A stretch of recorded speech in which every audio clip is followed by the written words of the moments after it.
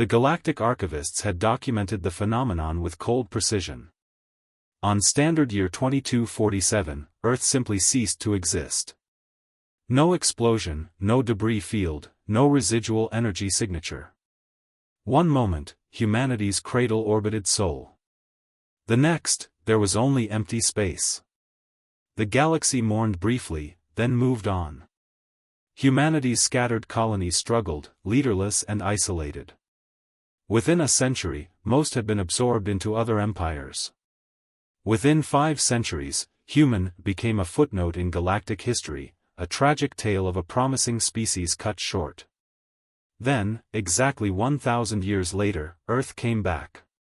Supreme Chancellor Vixtar was in the middle of a trade negotiation when every sensor array in the galaxy screamed in unison.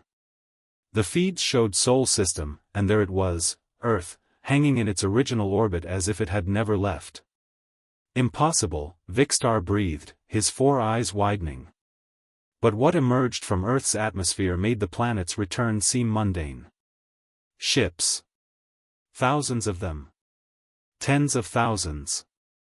They poured from the planet like a silver swarm, each vessel bearing designs that made the Council's finest engineers weep with inadequacy.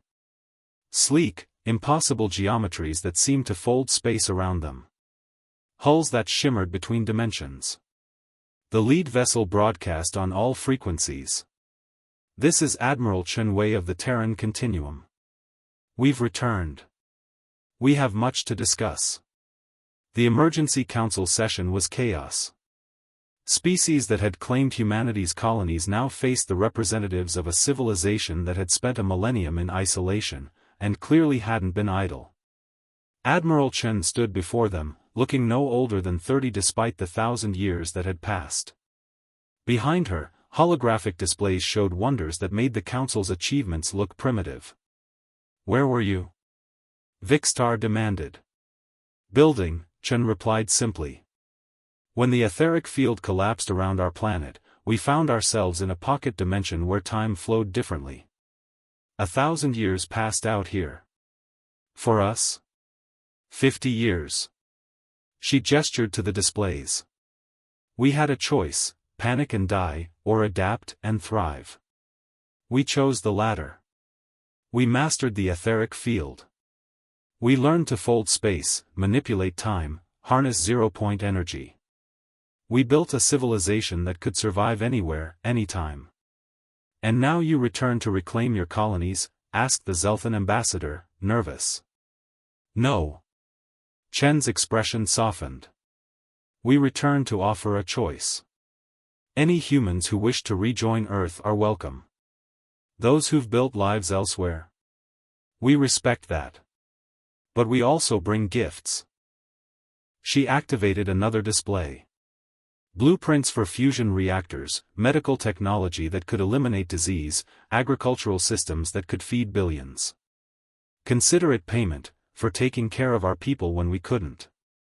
You're just giving this away. Vixtar couldn't believe it. We spent 50 years alone, cut off from everything we knew. We learned what matters isn't territory or dominance. It's connection. Community. We nearly lost ourselves in that pocket dimension. We won't make that mistake again. Chen looked around the chamber. Humanity vanished as a scattered, struggling species. We return as something else, something that understands the universe is vast and lonely enough without making enemies. She smiled. Besides, you preserved our language, our history, our culture in your archives. You didn't have to. That deserves repayment. Over the following decades, humanity's gifts transformed the galaxy. Diseases were cured. Hunger was eliminated. Energy became abundant. And through it all, Earth remained, not as a conqueror returning to reclaim glory, but as a friend humanity had always hoped to be. The archivists updated their records. Where once it said, humanity, status, extinct, it now read, humanity, status, evolved. Notes: never underestimate what humans can do with enough time and motivation. Earth had vanished. When it returned, it brought not weapons, but hope. And that changed everything.